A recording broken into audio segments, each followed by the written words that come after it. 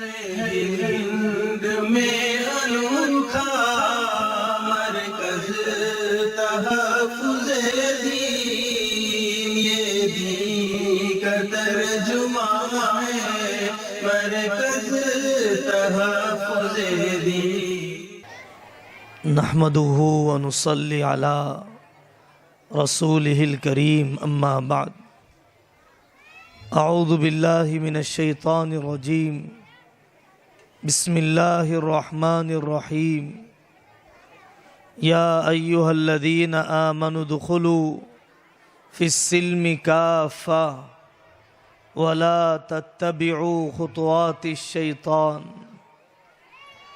وقال رسول اللہ صلی اللہ علیہ وسلم: الایمان بضع وسبعون شعبة اعلاها لا الہ الا اللہ وادناها اماطة الاذى عن الطریق والحیاء شعبة من الایمان، او کما قال رسول اللہ صلی اللہ علیہ وسلم۔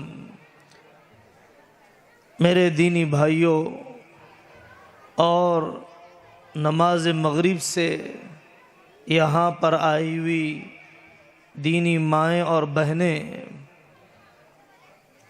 بڑے حضرت کا حکم ہوا ہے کہ آدھا گھنٹہ آپ حضرات کے سامنے اس موقع کی مناسبت سے ضروری گزارشات رکھ دی جائے، اس لیے زیادہ وقت نہیں لیا جائے گا، لیکن جلسے کا مقصد اتنے بھاری بھرکم اور بہت ہی بوجھل انتظامات، اخراجات، کچھ تو ہم پیغام لے کر جائیں، کچھ تو ہم یہاں سے سیکھ کر جائیں۔ اس کائنات کے بنانے والے بھی اللہ ہیں، چلانے والے بھی اللہ ہیں، آدمی دنیا میں آنے کے لیے بھی اللہ کا محتاج ہے، موت میں بھی اللہ کا محتاج ہے۔ کتنے ہیں جینا چاہتے ہیں مر جاتے ہیں، کتنے ہیں مرنا چاہتے ہیں موت کی دعائیں کر رہے ہیں، لیکن انہیں موت نہیں آتی ہے۔ جیسے اس کائنات کے بنانے میں اللہ کے ساتھ کوئی شریک نہیں، ایسے ہی اس کائنات کا نظام چلانے میں بھی اللہ کے ساتھ کوئی شریک نہیں، بنانے میں بھی کوئی شریک نہیں، چلانے میں بھی کوئی شریک نہیں۔ وہ کیسی عجیب قدرت والے ہیں، زندگی کا انتظام کرنا چاہتے ہیں تو کمزور سی مکڑی کا کمزور ترین جالا، وَإِنَّ أَوْهَنَ الْبُيُوتِ لَبَيْتُ الْعَنْكَبُوتِ، کمزور ترین گھر مکڑی کا ہوا کرتا ہے۔ اپنے محبوب محمد الرسول اللہ صلی اللہ علیہ وسلم کی اللہ نے حفاظت فرمائی غار ثور میں مکڑی کے جالے کے ذریعے سے، اور جب نمرود کے موت کے گھاٹ اتارنے کا اللہ نے فیصلہ کیا تو کسی شیر، کسی ببر، کسی جبرائیل سے نہیں، بلکہ نمرود کی موت کا انتظام لنگڑے مچھر سے اللہ نے کیا۔ وہ بچانے پر آتے ہیں، تلواروں کے سائے میں بچا لیتے ہیں، جب وہ موت کا فیصلہ کرتے ہیں تو ڈاکٹروں کے درمیان محفوظ مکانات میں اور ساری سیکورٹی کے درمیان موت کا پنجہ دبوچ لیتا ہے۔ فلولا ان کنتم غیر مدینین ترجعونہا ان کنتم صادقین۔ اپنے اللہ کو پہچاننا، کیسی قدرت والے ہیں۔ کنواں کہاں ہے، مصر کی بادشاہت کہاں ہے، اور اللہ تعالیٰ نے حضرت یوسف علیہ السلام کو کنعان کے کنویں سے نکالا اور مصر کے تخت سلطنت پر بٹھایا۔ ان ربی لطیف لما یشاء، ان ربی لطیف لما یشاء، بڑی باریک ہے ان کی تدبیر۔ تاریخ کی کتابوں میں واقعہ لکھا ہے، شوہر اور بیوی دسترخوان پر کھانا کھا رہے تھے۔ کھانا کھاتے کھاتے دروازے پر ایک فقیر آیا۔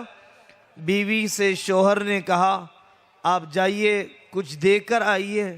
بیوی دینے کے لیے گئی اور جیسے ہی فقیر پر نگاہ پڑی تو بے ہوش ہو گئی، زمین پر گر گئی۔ شوہر نے پوچھا کیا بات ہے؟ تو اس بیوی نے داستان سنایا کہ میں آپ سے پہلے کسی اور مرد کے نکاح میں تھی۔ ایک مرتبہ ایسے ہی ہم دسترخوان پر کھانا کھا رہے تھے، فقیر دروازے پر آیا، بجائے میرے شوہر نے کچھ دینے کے ناسمجھی میں بدتمیزی کا معاملہ کیا، تماچا مارا، دکان پر مکان پر کہیں چین سے رہنے نہیں دیتے ہو۔ میرے شوہر کی الٹی گنتی شروع ہوئی، تنگیاں آئی، مجھے خرچ دینے کے قابل نہ رہے، انہوں نے مجھے نکاح سے علیحدہ کر دیا۔ آج میں آپ کے نکاح میں ہوں۔ اپنے اس پہلے والے مالدار شوہر کو میں نے بھیک مانگتے دیکھا آپ کے دروازے پر۔ تو اس شوہر نے کہا اے اللہ کی بندی، اگر یہ سنا رہی ہو تو یہ بھی سن لو کہ وہ تمہارے دروازے پر جو بھکاری مانگنے آیا تھا وہ میں ہی تھا، وہ میں ہی تھا۔ امیر کو غریب، غریب کو امیر بنانے میں ان کے یہاں کتنی دیر لگتی ہے۔ ہمارے لیے نجات کا راستہ ایک ہی ہے، حضرت محمد الرسول اللہ صلی اللہ علیہ وسلم کا۔ حضرت مولانا حکیم اختر صاحب رحمۃ اللہ علیہ فرماتے ہیں اگر داڑھی حسن کا ذریعہ نہ ہوتی تو اللہ نے اپنے محبوب کے چہرے پر سجایا نہ ہوتا۔ اگر داڑھی خوبصورتی کا ذریعہ نہ ہوتی تو اللہ نے اپنے محبوب کے چہرے پر سجایا نہ ہوتا۔ ہمیں پورا دین پوری زندگی میں لانے کا مطالبہ اللہ نے کیا۔ یا ایھا الذین آمنوا ادخلوا فی السلم کافہ، میں مسجد میں تو بایزید بن جاؤں اور بازاروں میں یزید بن جاؤں، دینی مجلسوں میں ذاکر بن جاؤں، تجارت میں غافل بن جاؤں، روزے حج میں تو سنت والے طریقے کو اپناؤں، شادی جنازے میں سنت والے طریقے کو نہ اپناؤں، یہ دو رنگی ہے، یہ آقا سے بے وفائی ہے۔ مولانا عمر صاحب پالنپوری رحمت اللہ علیہ ایک موٹی مثال دیا کرتے تھے۔ اندھوں کی ایک جماعت، ایک ٹولی، ایک گروہ جمع ہوا۔ آج ہمیں دیکھنا ہے ہاتھی کیسے ہوتا ہے۔ ایک آنکھ والے آدمی نے ان سارے اندھوں کو لے جا کر ہاتھی کے گول کھڑا کر دیا۔ ایک نے پیر پکڑا، جی آج سمجھ میں آیا کہ ہاتھی تو پلر کی طرح ہوتا ہے۔ ایک نے دم پکڑا کہ جی آج سمجھ میں آیا ہاتھی تو رسی کی طرح ہوتا ہے۔ ایک نے سونڈ پکڑا، آج سمجھا میں نے کہ ہاتھی تو پائپ کی طرح ہوتا ہے۔ یہ ان کا اندھا پن اور یہ ان کی بے بصارتی تھی کہ جو ہاتھی کی حقیقت انہیں پوری سمجھ میں نہ آئی اور ایک حصے کو لے کر پورا ہاتھی سمجھنے لگ گئے۔ میں نماز پڑھ کر سمجھتا ہوں میں پورے دین پر چل رہا ہوں، میں مدرسے کو تھوڑا سا چندہ دے کر سمجھتا ہوں، اور کیا چاہیے دین پر چلنے کے لیے؟ میں نے مسجد تعمیر کروا دی، بڑا کام ہے، بڑا کام ہے، لیکن پورا دین نہیں ہے، پورا دین نہیں ہے۔ تو قرآن نے مطالبہ کیا یا ایھا الذین آمنوا ادخلوا فی السلم کافہ، مجھے اپنی معاشرت میں، مجھے اپنے معاملات میں، ہمارے حضرت کی فکر ہمیشہ اس بات پر رہی کہ مسلمان قوم تجارت میں آگے بڑھے، تعلیم میں آگے بڑھے۔ اللہ تعالیٰ نے ہمیں خوددار بنایا، ہمیں دینے والا ہاتھ دے کر اللہ تعالیٰ نے پیدا فرمایا۔ ایک اللہ والے نے دیکھا کہ ہاتھ پیر کٹی ہوئی لومڑی ہے اور وہ ایک کونے میں جنگل کے کنارے پڑی رہتی ہے۔ ذہن میں خیال آیا اللہ پتہ نہیں اس کو کیسے پالتے ہیں، معذور لومڑی ہے۔ تھوڑی دیر کے بعد دیکھا شیر آتا ہے، اپنا شکار کیا ہوا کھا کر بچا ہوا اس لومڑی کے سامنے ڈال دیتا ہے۔ تو انہوں نے سوچا کہ جب اس معذور لومڑی کو مل گیا بے محنت کے تو مجھے کیوں نہیں ملے گا، کونا پکڑ لیا، محنت مزدوری چھوڑ دی۔ ایک دن گزرا کوئی شیر نہیں آتا، دوسرا دن گزرا کوئی دسترخوان نہیں اترا، تیسرا دن گزرا مسلح کے نیچے سے کوئی چیز نہیں نکلی، بلکہ غیب سے آواز آئی کہ نادان، ہم نے تو تجھے صحیح سلامت ہاتھ پیر رکھنے والا شیر بنایا تھا، ہم نے تجھے ہاتھ پیر کی معذور لومڑی نہیں بنایا تھا۔ تم نے یہ کیوں سوچا کہ میں شیر کا بچا ہوا کھاؤں؟ تم نے یہ کیوں نہیں سوچا کہ میرے ذریعے سے دوسرے لوگوں کے چولہے روشن ہو جائیں، گھر آباد ہو جائیں، میں کسی یتیم کی کفالت، کسی بیوہ کا آسرا، کسی مدرسے کی تعمیر، کسی مسجد کا قیام، کسی دارالقضاء کی تحریک کرنے پر میرا مال لگ جاتا۔ الکاسب حبیب اللہ، الکاسب حبیب اللہ، چبوتروں پر بیٹھنے والا اللہ کے یہاں باعزت نہیں ہے، فونوں میں مرنے ڈوبنے دھسنے تیرنے والا اللہ کا چہیتا نہیں ہے۔ جو اپنی عبادات اپنے فرائض کے ساتھ پھیری لگا رہا ہے، راتیں چبوتروں پر گزارنا نہیں چاہتا، وہ کپڑا پیاز اور اللہ جتنی توفیق دے دے آگے وہ تجارت کر رہا ہے، تو ایک ایک بول پر وہ اللہ سے قریب ہوتا ہے، ایک ایک بول پر اللہ سے قریب ہوتا ہے۔ حضرت موسیٰ علیہ السلام کی خودداری دیکھو، حضرت موسیٰ علیہ السلام کی خودداری، بکریاں چرانا تو مشکل ترین کام ہے، اتنے بڑے نبی اولو العزم من الرسل، وہ حضرت شعیب علیہ السلام کی بیٹی سے نکاح ہو رہا ہے، عَلَىٰ أَن تَأْجُرَنِي 8 حِجَج، آپ میرے پاس 9 سال بکریاں چرائیے، 10 سال بکریاں چرائیے، میں نہ کماؤں تو نکاح کیسے، میں نہ کماؤں تو میری بیمار ماں کی دوا کا انتظام کیسے، اگر میں محنت نہ کروں میری بیٹی جوانی کی دہلیز پار کر رہی ہے، اس کے نکاح کا انتظام کیسے۔ تو میرے عزیزو، اسلام ہمیں غیرت سکھلاتا ہے، خودداری سکھلاتا ہے۔ اور دوسرا بطور خاص جو پیغام ہمیں یہاں سے لے جانا ہے، تعلیمی میدان، غلامانہ نظام تعلیم نہیں، مغرب کا نصاب تعلیم نہیں۔ اچھی طرح سمجھیے کہ علم کا ننگی ٹانگوں سے کوئی تعلق نہیں ہے، پڑھائی کا بے لباس کلائیوں سے کوئی تعلق نہیں ہے۔ میں اپنی بچی کو ماہر ڈاکٹر بنانا چاہوں، اس کے لیے ضروری نہیں ہے کہ کمر کو ابھارنے والا بیلٹ پہنایا جائے اور کسی ہوسناک نگاہ رکھنے والے ٹیوٹر یا لیکچرر سے اختلاط کروایا جائے۔ آج سے 100 سال پہلے جنید بغدادی رحمت اللہ علیہ سے ایک شخص نے پوچھا، حضرت میری بیٹی ویسے تو سیانی ہو گئی، قرآن پڑھانے کے لیے مولوی صاحب کو مقرر کرنا چاہتا ہوں، اگر آپ اجازت دیں۔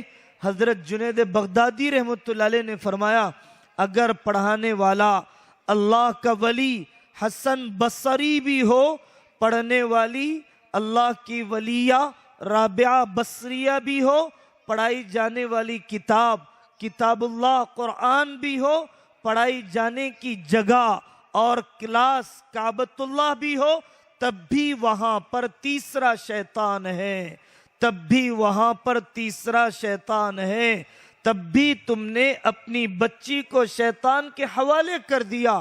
تو یہ فکر، یہ پیغام امت میں چلایا جا رہا ہے کہ اپنے مدرسے، اپنے اسکولز، اپنے کالجز کے جو اسلامی رنگ اور ڈھنگ کے ساتھ اور علماء کی نگرانی میں اس کو قائم کیا جائے اور امت کا ایک طبقہ اس میدان میں اپنی صلاحیت کو لگائے۔ اور میرے بزرگوں، یہ زمانہ فتنوں کا زمانہ ہے۔ محدثین نے کتابوں میں مستقل باب قائم کیا، اشراط الساعہ، مستقل باب قائم کیا، کتاب الفتن۔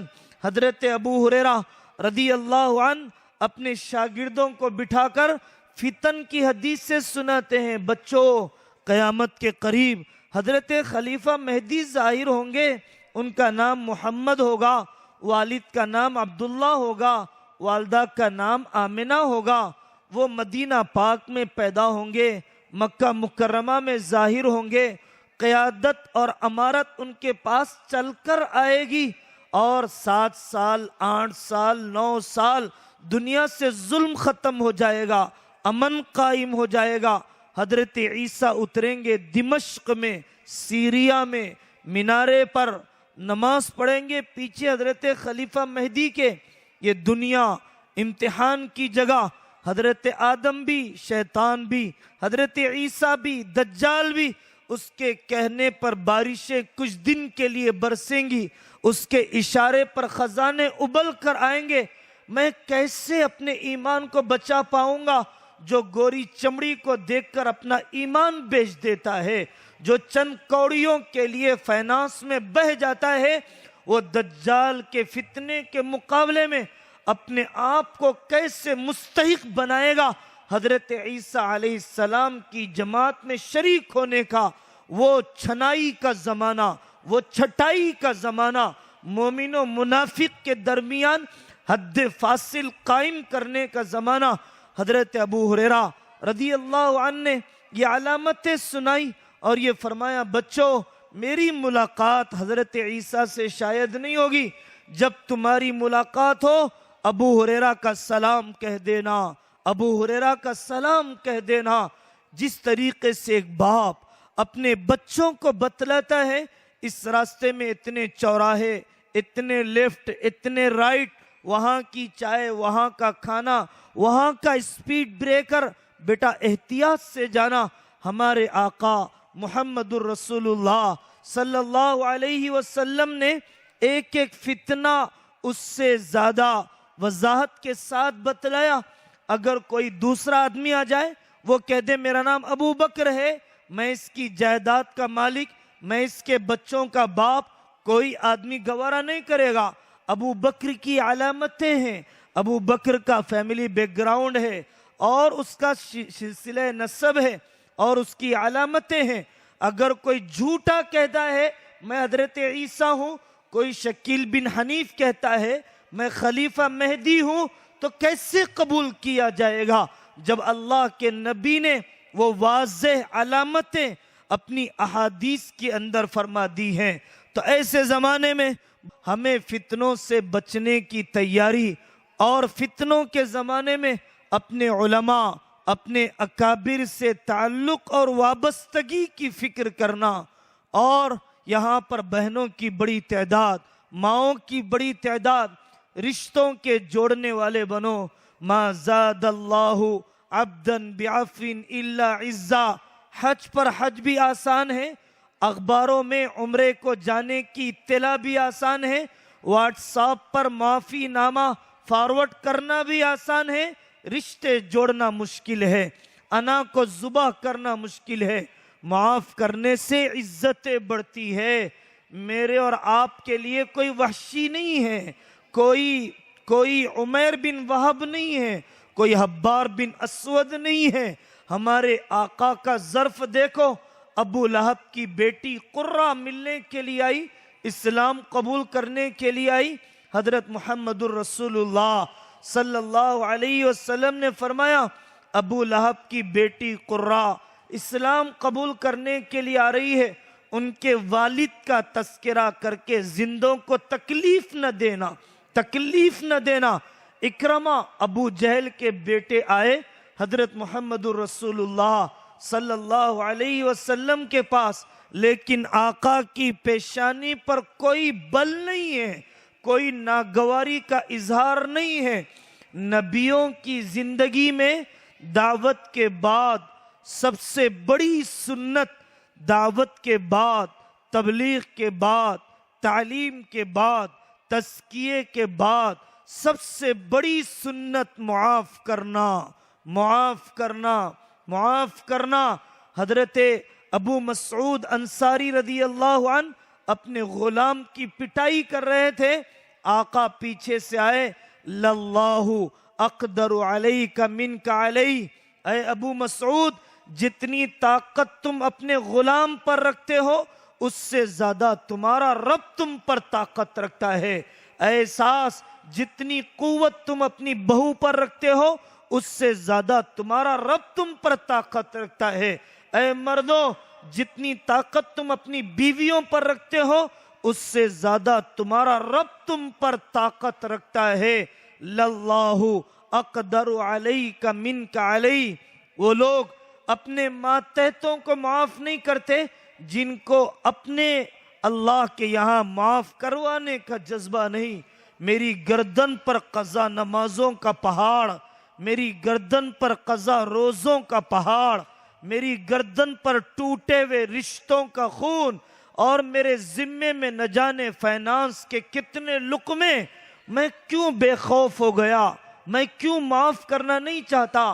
ہمارے آقا محمد الرسول اللہ صلی اللہ علیہ وسلم انتقال پردہ فرمانے کے 2 دن پہلے منبر پر فرماتے ہیں، لوگوں جو باعث رحمت ہے وہ فرماتے، لوگوں اگر میں نے کسی کی پٹائی کی، محمد کی پیٹھ حاضر ہے، انتقام لے لے۔ اگر میں نے کسی کو برا بھلا کہا تو میری آبرو حاضر ہے، وہ انتقام لے لے۔ حضرت ابوبکر صدیق رضی اللہ عنہ کی چہیتی بیٹی اور ہماری امی جان حضرت عائشہ رضی اللہ عنہا پر الزام لگا، 1 مہینے تک افواہیں گشت کرتی رہی۔ حضرت ابوبکر نے قرآن اتر گیا، سبحانک ھذا بہتان عظیم، اما جان پاک ہیں، اللہ نے صفائی پیش کر دی۔ حضرت ابوبکر پہلے کچھ لوگوں کو وظیفہ دیتے تھے، اب کہا کہ میں نہیں دوں گا۔ اللہ حضرت ابوبکر سے فرماتے ہیں، الا تحبون ان یغفر اللہ لکم، ابوبکر یہ بیچارے منافقوں کی باتوں میں بہہ گئے، افواہوں سے متاثر ہو گئے، مخلص ہیں، انہوں نے بھی حضرت عائشہ رضی اللہ عنہا پر الزام لگانے والوں کا بے شعوری میں ساتھ دے دیا، انہیں معاف کر دو، اللہ تمہیں معاف کر دے گا۔ حضرت ابوبکر کے سلسلے میں جب یہ آیت نازل ہوئی، حضرت ابوبکر نے فرمایا، بلا احب ان یغفر اللہ لی، ہاں ابوبکر چاہتا ہے کہ رب اس کی مغفرت کر دے۔ ابوبکر محتاج ہے، میں محتاج نہیں ہوں۔ ابوبکر حاجت مند ہے کہ اسے اللہ کے یہاں سے معافی نامہ ملے، کیا مجھے معافی نامے کی ضرورت نہیں؟ یہاں سے جاتے ہوئے اگر ہم دلوں کو صاف کر کے برادریاں، بستیاں، خاندان، تنظیمیں، کمیٹیاں اگر صاف اپنے دل بھی کر کے اڑ گئے تو میرے عزیزو یہ محنتیں وصول ہو جائیں گی۔ ہارون رشید سے ایک شخص نے کہا، آپ حضرت ابوبکر و عمر کی طرح حکومت کیوں نہیں چلاتے؟ حضرت ہارون رشید نے فرمایا، تم بھی تو عبداللہ بن مسعود، ابو ہریرہ ہو جاؤ، ابو بکر کی حکومت تم لوگوں پر کیسے چلے گی؟ ابو بکر کا نظام چلانے کے لیے ابو ہریرہ چاہیے، عبداللہ بن مسعود چاہیے۔ لوگوں نے آ کر حضرت علی سے کہا، تمہارے زمانے میں بڑے فتنے ہوئے، حضرت ابو بکر و عمر کے زمانے میں فتنے نہیں ہوئے۔ حضرت علی نے فرمایا، ابو بکر و عمر کو رائے دینے والے ہم تھے اور مجھے رائے دینے والے تم ہو۔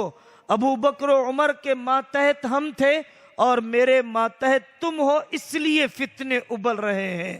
مطلب یہ ہے کہ میرا جیسا عمل ہوگا ویسے بادشاہ مسلط کیے جائیں گے۔ اعمالکم عمالکم کما تکونوا یولی علیکم، تمہارا عمل جیسے ہوگا ویسے عمال اور حکام، ویسے وزراء تمہارے اوپر طے کیے جائیں گے۔ اپنے اندر کو بدلو، اپنے معاملات کو سدھارو، اور اپنی اولاد کی تربیت پر توجہ دو۔ آخری بات، اس فون کی وسیع تر تباہ کاری کا ایک واقعہ، پڑوس کے ملک میں بیوی کا فون اجنبی کال سے آیا، اس نے اٹھایا، کہا کہ رانگ نمبر، رکھ دیا۔ ساس کے سامنے فون بج رہا ہے تو اس نے اٹھایا، اٹھاتے ہی وہ آوارہ اوباش نوجوان کہنے لگا میں آپ کی آواز پر قربان، فون بند مت کیجئے، میں آپ سے ملاقات کرنا چاہتا ہوں۔ ساس حیران ہو گئی، اس نے اپنے بچے کو بلایا، دیکھو تمہاری بیوی کا کہاں سے تعلق ہے، اور بچے نے اپنے سالوں کو بلایا، لے جاؤ اپنی بہن، کس منہ سے رکھوں، اور پھر بھائیوں نے لے جا کر اپنی بہن کا قتل کر دیا، سلاخوں کے پیچھے دھکیل دیا گیا۔ ہوش و حواس بحال ہوئے، سوچنے لگے آخر وائس ریکارڈ تو سنا جائے، کال ہسٹری تو دیکھی جائے، میری بہن کا کوئی قصور نہیں، قصور فون کے غلط استعمال، ہمارے بے لگام غصے، شریعت سے محرومی، علماء سے دوری، اور ہماری جذباتیت نے نہ جانے کتنے گھروں کو اجاڑ دیا۔ اللہ تبارک و تعالی اس مدرسے کو بھرپور ترقی عطا فرمائے، اور ہمیں اور ہماری نسلوں کو دین و شریعت پر جینا اور دین و شریعت پر مرنا مولا اپنے فضل سے مقدر فرمائے۔ وآخر دعوانا ان الحمد للہ رب العالمین۔ ہند میں انوکھا مرکز تحفظ دین، یہ دین کا ترجمہ ہے، مرکز تحفظ دین۔